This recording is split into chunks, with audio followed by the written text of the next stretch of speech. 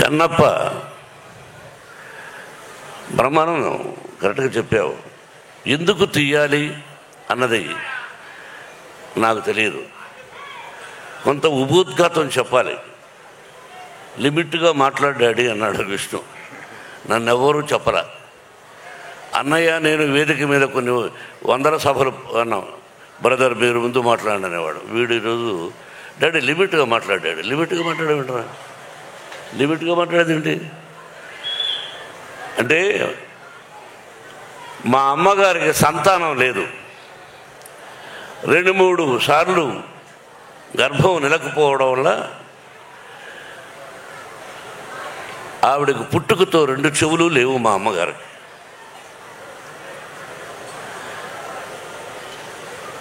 2 చెవులు లేవు. మా అమ్మగారికి పిల్లలు లేరు. నాన్నగారు ఎలిమెంటరీ స్కూల్ టీచర్. ఆయన ఒక 4 కిలోమీటర్ల పొలాల్లో నడిచి వెళ్ళాలి. ఆ తర్వాత ఒక 5 కిలోమీటర్ల ఫారెస్ట్లో నడిచి వెళ్ళాలి. ఆ తర్వాత ఒక 4-5 కిలోమీటర్ల అడవిలో కొండపైకి ఎక్కాలి. అక్కడ లింగాకారంలో ఈశ్వరుడు చూశారుగా. అందరూ శివలింగం ఉంటే ఇలా ఉంటుంది అనుకుంటారు. శ్రీకాళహస్తిలో ఎలా ఉందో అలా కూడా లేదు, అక్కడ లింగాకారంలో ఉంది. బత్తనీయ స్వామి అని పేరు. అక్కడికి వెళ్ళి ఆ భగవంతుని ప్రార్థిస్తే పిల్లలు పుడతారు. ఈ రోజుకి ఉంది. ఎవరైనా పిల్లలు లేని వాళ్ళు అక్కడికి వెళ్ళి ఆ స్వామిని దర్శించుకొని ఆ విభూది కొంచెం నోట్లో వేసుకున్నా సరే, తలకు రాసుకున్నా సరే, నుదుటి మీద పిల్లలు పుడతారు. ఆ రోజుల్లో మా అమ్మ నాన్న అక్కడికి వెళ్ళి అమాయకురాలు 5 మంది సంతానాన్ని ఇచ్చాడు పరమేశ్వరుడు. చెవులు వినిపించని నా తల్లికి 5 మంది సంతానం.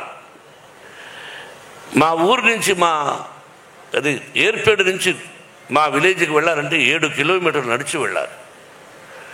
మాది మధ్య తరగతి కుటుంబం, దానికంటే కూడా ఇంకా తక్కువ.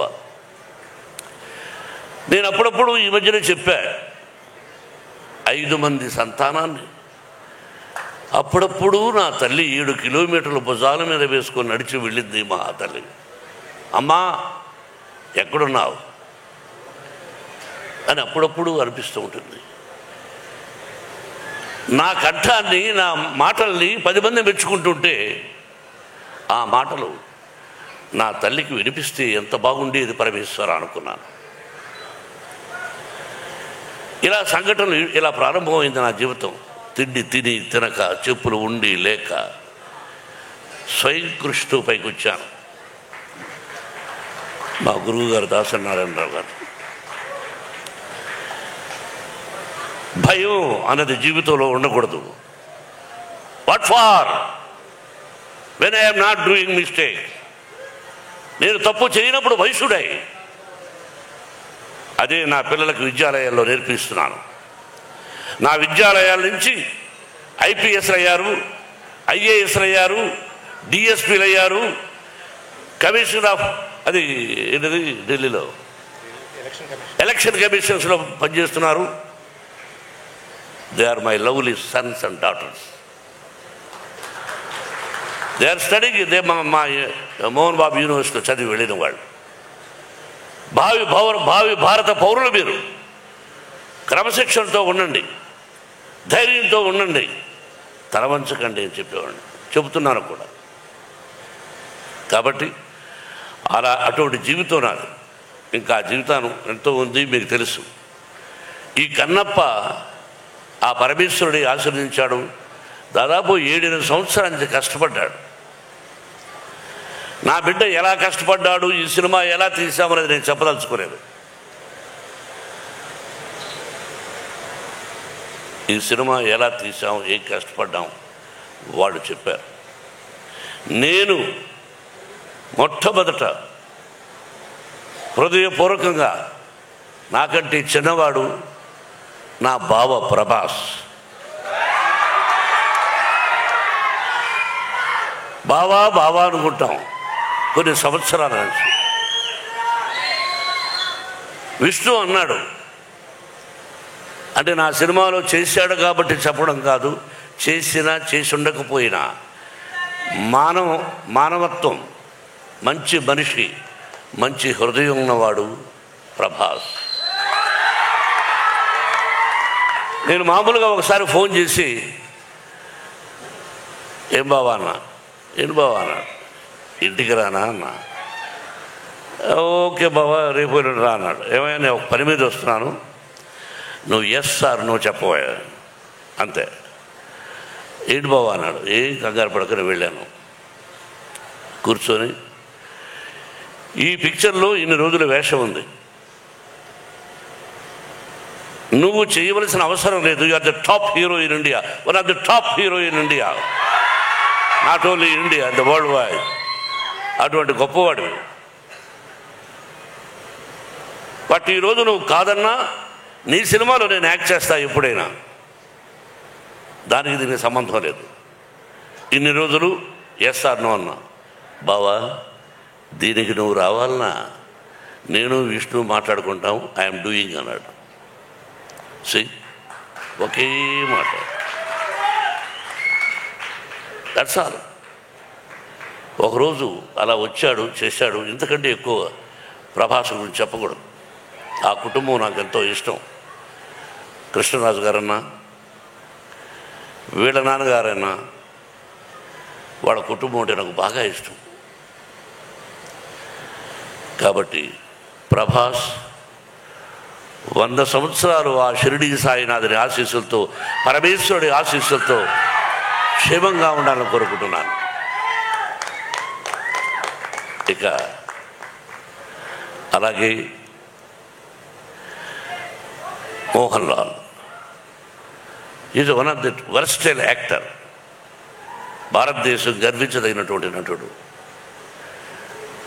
ఈ మధ్యనే అతనికి 2 పిక్చర్లు సిల్వర్ సూపర్ హిట్స్ అయినాక మలయాళంలో. ఫోన్ చేశాను, I want to talk to you man. అన్నా no tell me, I want to talk to you. What for? అరే I want to talk to you.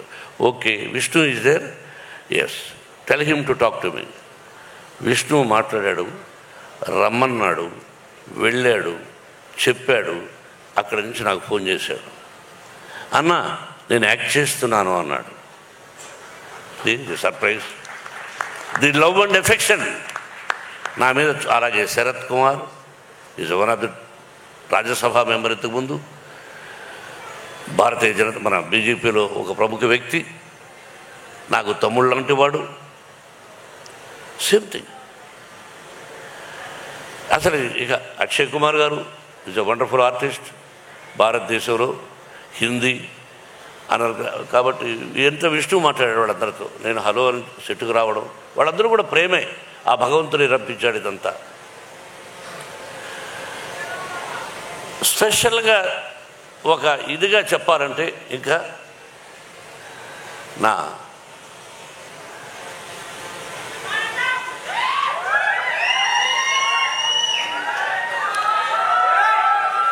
మీకు తెలుసో తెలీదో,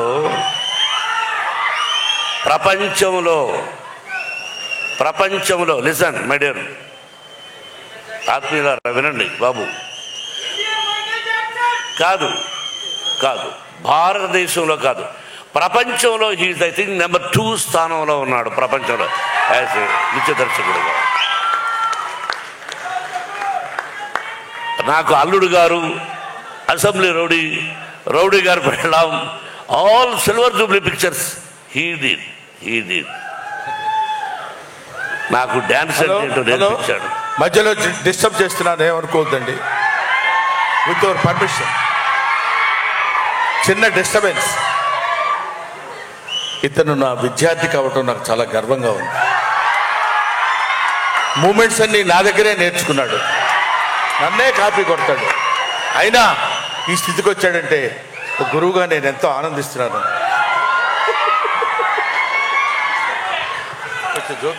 బ్రహ్మానంద గారు అన్నాను.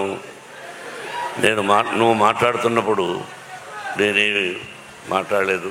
ఇప్పుడు నేను మాట్లాడలేదు సార్. ఏరా రఘు, విష్ణు మాట్లాడమని చెప్పాడు. నువ్వు మాట్లాడించావా? విష్ణు చెప్పాడు. ఓకే. నాకు తమ్ముడు ఆ మధ్య అయిపోయింది 3 months ఒకసారి ఫోన్ చేశాడు. ఎక్కడున్నావయ్యా? నెదర్లాండ్స్.